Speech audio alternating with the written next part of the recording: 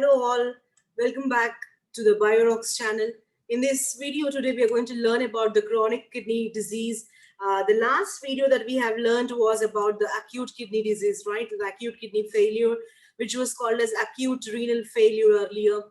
And today we are going to see the permanent damage caused by the acute kidney failure or the permanent damage caused by the hypertension and diabetes or HIV or consumption of tobacco. And this disease is none other than the chronic kidney disease. Okay, there is a chronic kidney failure. Coming on to this particular thing, it has a very adverse effects on the nephron functioning, and it is going to affect the formation, that is formation of the filtrate, which is going to lead to many of the several disorders in the body. So we are going to discover the highlights of the chronic kidney disease. Okay, this is usually diagnosed when a person is going to urinate less than 90 ml per minute. Sometimes if the effect is very bad, then the person is going to urinate lesser than the 60 ml per minute.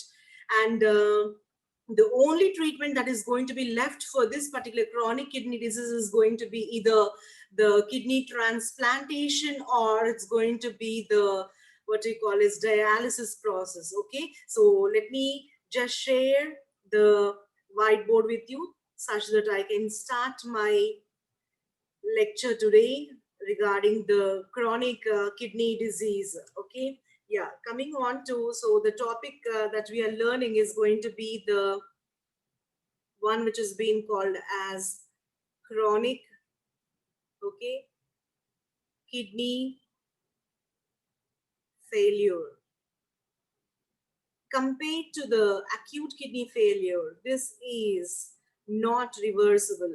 It is irreversible. Irreversible.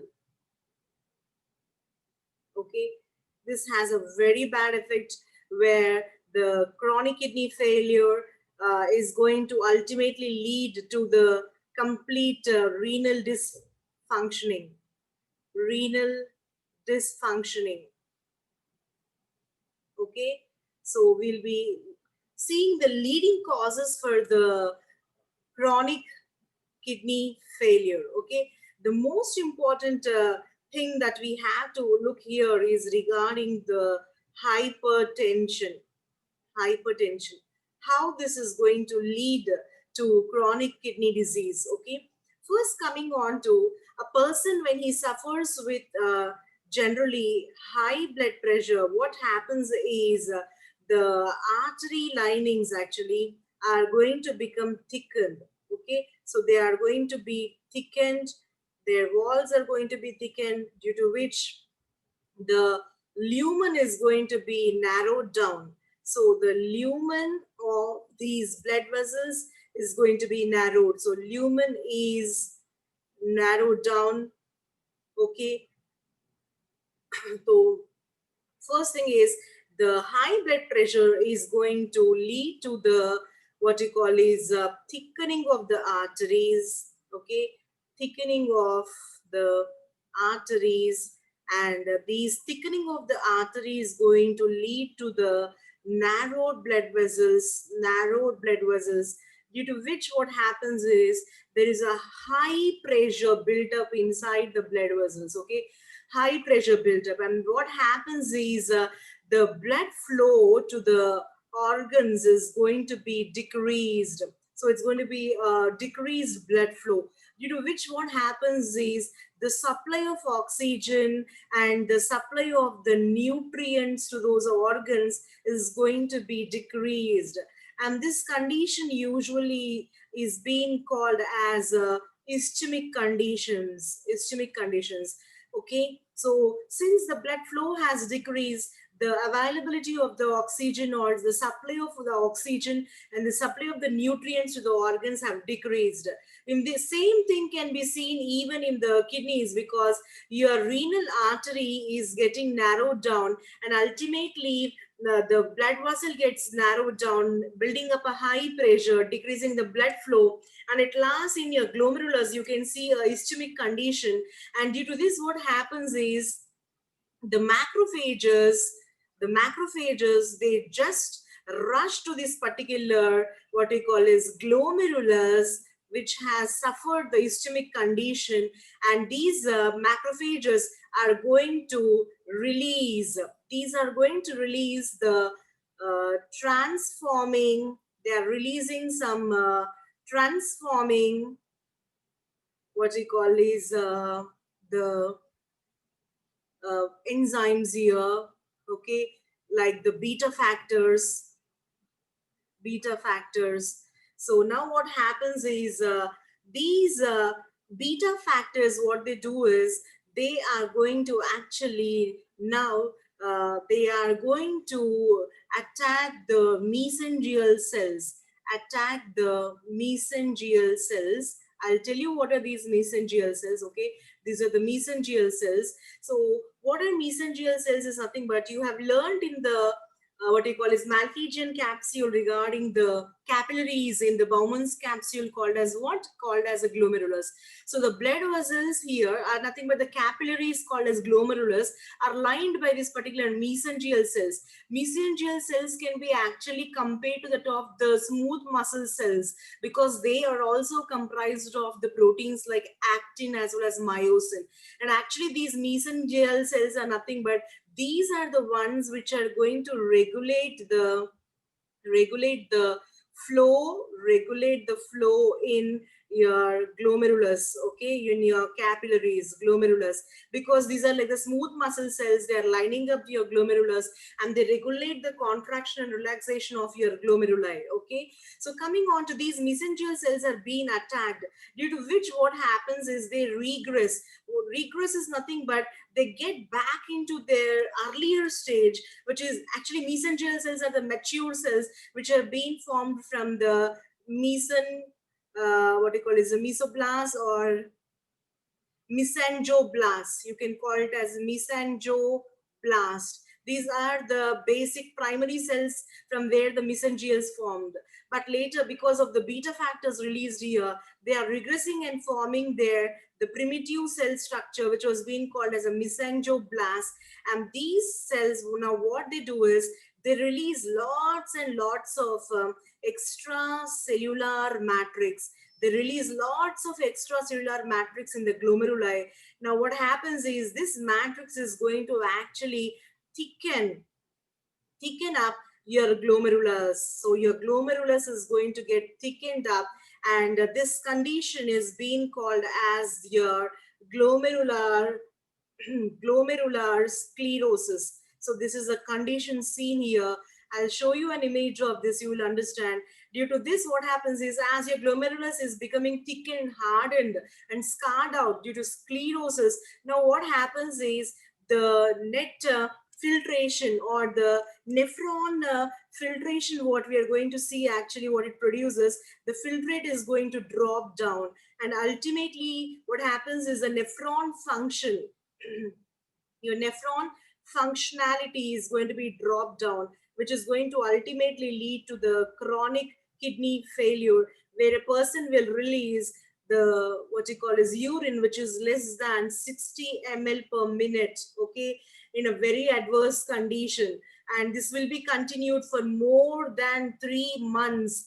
And if this just continues, it is going to be a complete loss of your renal functionality. So you are seeing that the chronic kidney failure reasons are, the first thing is going to be hypertension. Okay, now let me show you children about this particular glomerular sclerosis. Okay, the image I'll show you, you will just understand how badly the glomerulus is going to be affected in this particular condition. Okay, now coming on to the glomerular sclerosis. Yeah, so this is the condition here. Let me zoom this picture for you. So yeah, this is your normal glomeruli, but you can see that the capillaries have become hardened enough, and this is a sclerosis where they have become what we call is functionless because of losing the properties, because of the mesanoblasts releasing extracellular matrix and making them very harder.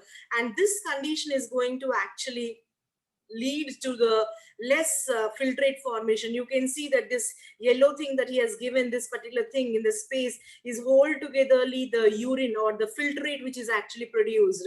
So you can see that since these glomeruli have become non-functional, the amount of the filtrate produced has decreased a lot. This is going to be your condition, which is going to be the one which is speaking about the glomerular sclerosis process, which made actually the nephron to lose the functionality of producing the filtrate. Okay, children. Now, what I'll do is I'll introduce you with the second reason, the main second culprit, which is actually leading to the chronic kidney failure, is going to be diabetes. Diabetes. Actually, diabetes is nothing but the increased glucose levels. Okay, increased glucose levels in your blood. Okay, now what happens is when your glucoses are raising in the blood, what they do is actually in your cell membrane, the proteins which are being present, now what happens is the glucose is flowing in your blood vessels are going to get linked up with these proteins. Okay, so the glucoses are linking up with the proteins in the membrane, and this process is being called as glycation process. This process does not require any enzyme, so we are going to call it as non-enzymatic glycation process. Okay, this happens in diabetic condition. So the glucoses are combining with the proteins in the membranes, and this condition is without any enzyme requirement, so we call it as non-enzymatic glycation process. And now what happens is this particular proteins glycation leads to the thickening of the walls of the blood vessels, thickening of the blood vessels. If you remember, children, we have seen that this is your glomerulus, and this will be your afferent arteriole and the glomeruli part, and this is going to be your efferent arteriole. Usually the non-enzymatic glycation process is going to be seen mostly where in the efferent arteriole. This is seen in the efferent arteriole. Now what happens is, since this has thickened and the walls have got thickened up because of the glycation process, it gets narrowed down and the blood is not allowed to flow back easily into the efferent arteriole. So what happens is, this is going to be, the blood is going to be made to remain in this particular glomerulus for a longer period of time. Just me write this one. Let me write this. So who is getting thickened up here is going to be your efferent arteriole is going to get thickened up, due to which what happens is blood is made to remain, blood is made to remain in the efferent arteriole, in the efferent arteriole for a longer period of time, for a longer period of time. So now what happens is the pressure builds up in the glomerulus. So this condition is going to lead to what? In the glomerulus, what is happening is there is a high pressure because of the blood just made to just be here, because already you are getting flow from the afferent arteriole, and since this has narrowed down, there is no free outflow of the blood into the efferent arteriole, so it's remaining, and moreover the blood is rushing into this, so there's a high pressure applied here. Now what happens is, because of the high pressure here, there is lots of filtrate getting forming up here, but what happens is, because of the high pressure, the mesangial cells, which are lining up your glomeruli capillaries here, which are like a smooth muscle cells having actin and myosin, which are actually the ones who are regulating your glomerular capillaries in the contraction or relaxation process during the blood flow. These are the mesangial cells. And now what happens is, the mesangial cells are going to actually, they will be producing lots and lots of extracellular matrix in the glomeruli. Okay, in the glomeruli. So now what happens is, your glomerular size is going to increase badly. So now what is happening is, your glomerular size is going to increase. This is going to lead to swelling of the glomerulus, and this is going to ultimately lead to what, this is going to lead to the nephron malfunctioning. nephron malfunctioning. Okay, this is going to happen. Remember children, when this is going to lead to the thickening of this is usually called as your hyaline arteriosclerosis. Why we are calling it as hyaline? Because it is going to be a light glossy sort of protein which is forming that thickness. So we are going to call this condition as hyaline arteriosclerosis. So you can see that since there is a nephron malfunctioning, this in a due course of time it is going to lead to the chronic kidney disease or chronic kidney failure. So due to which we are going to call that diabetes is one of the major culprits which is leading to the chronic kidney disease. Okay, now let me show you one of the image which will show you the hyaline arteriosclerosis. Children, give me a second such that I can share my screen with you and give you the image of this particular thing. Okay, yeah, let me come to this. Give me a second, please. Yes. Yeah. So I'm showing you the one which is going to be the hyaline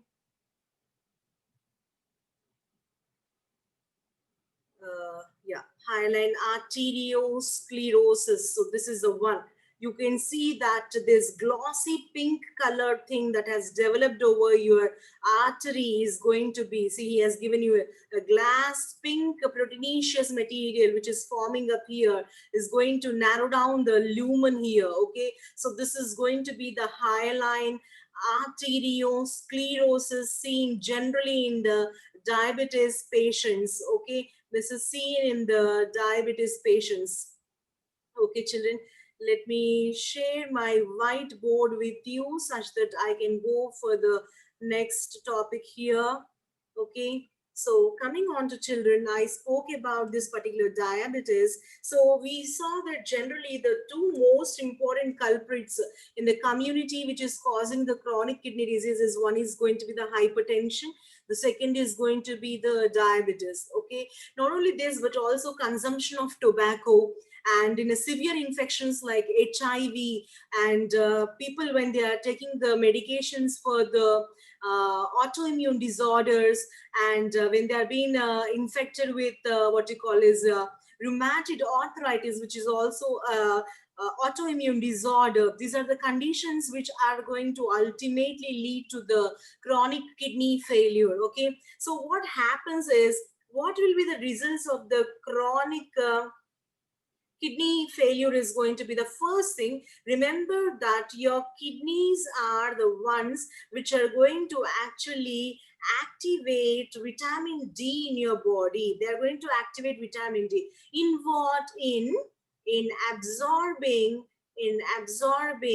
calcium from your diet. Okay, so they are going to actually help in absorbing the calcium from your diet, children. But now what happens is, since in the chronic kidney disease, the kidneys are malfunctioning, they are malfunctioning. Now what happens is, the vitamin D activation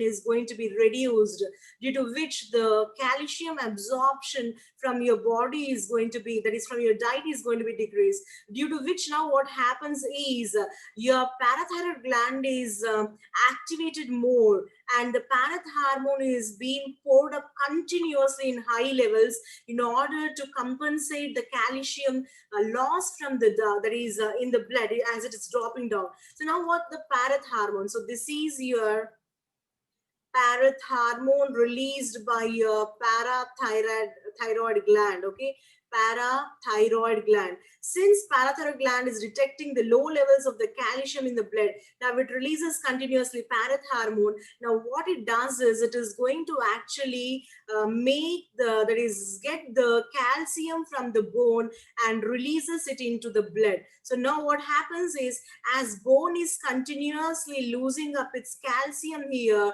your bones become what is they become very, very brittle. So there will be easy fractures, there will be deformations in the bone. Okay, deformation in the bone, which is going to lead to the bowed legs and different sort of conditions. Okay, so this is going to be the main important thing that you can see. Let me show you now another one. Let me come and show you this particular picture, what happens to the bones. Okay, let me share my screen with you, children.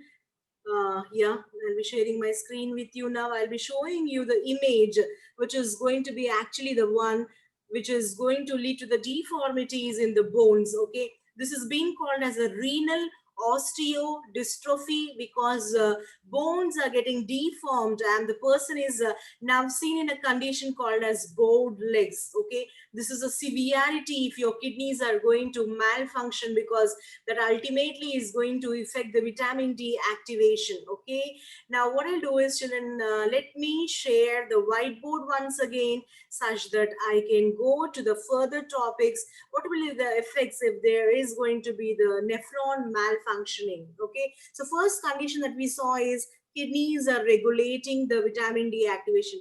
Not only that, but you can see that what the kidneys do is they are going to actually help in throwing out or excreting your potassium from the body. Okay, so now what happens is, as your kidneys are running with a malfunction here, as they're running with a malfunction, now what happens is potassium is not going to be excreted, but most of the potassium will be thrown into the blood. Okay, this will be leading to the increased levels of potassium in the blood.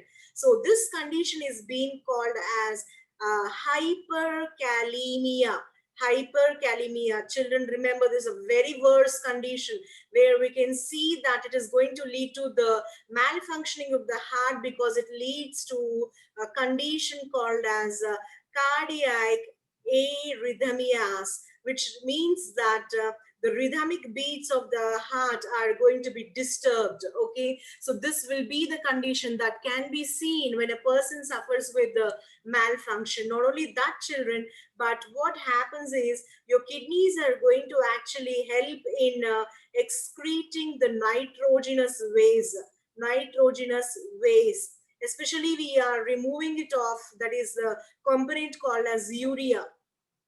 But now what happens is, as your kidneys are malfunctioning, as they're malfunctioning, children, what happens is the urea being expelled through the urine is going to be reduced. Okay, so what happens is urea is going to increase in your blood, and usually this is being called as blood urea. Okay, there is a blood urea, and it's going to be blood as well as a urine, and the nitrogen, it's going to be the urine, that is your blood test, that is blood as well as urine are being detected for this presence of the nitrogenous compound, which is being called as a urea. So they are going to be testing the blood as well as the urine for this presence of nitrogenous waste material, and increase of this urea in the blood is usually being called as azotemia. It's a very worse condition, children. Remember, if there is increased levels of urea in the blood,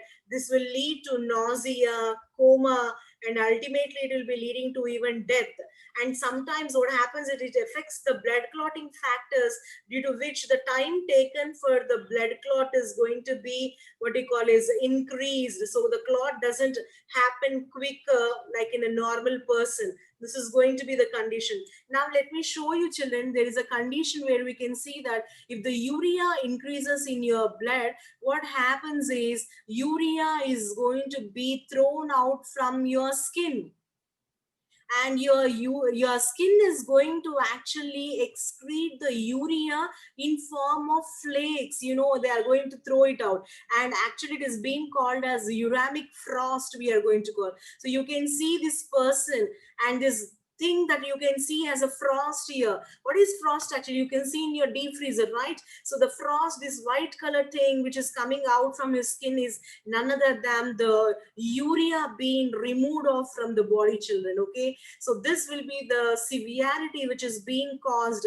when a person is going to actually has this a problem of nephron malfunctioning or the what we call is kidney malfunctioning here. Okay, so these are very, very important. Not only this, but also your kidneys are releasing the hormones like your renin, which is actually responsible for increasing the blood pressure, right? See, already hypertension has led to chronic kidney disease. Right now, in the chronic kidney disease, what is happening? The renin levels are going to be disturbed. Now the renin levels are going to be disturbed. So what happens is this renin level, what it is, it is going to ultimately affect the RAS that we have learned. The renin angiotensin aldosterone system is going to be affected very, very badly. Not only this, if you remember children, I told you that kidneys are going to release erythropoietin, which was being called as EPO, which was responsible for maintaining the blood mass. Imagine if the kidneys are getting affected and if there is reduce in the EPO, what happens? Your blood cell mass is going to be decreased, which will be leading to a condition called as what? Anemia. So the person who is suffering with the chronic kidney disease, he has a very imbalance in the production of renin, in the production of this particular EPO, leads to the person's anemic conditions. There is problem in the clot formations, even the cardial membranes. There is a pericardial membrane of your heart is also going to be affected by the what you call is a chronic kidney a failure, especially when the urea is being increased. It even affects your pericardial membranes. Let me write this for you, children. This is important. So it is going to even affect your pericardial layers also. This is also very important. So once if you imagine that a person is going to have this particular what you call is a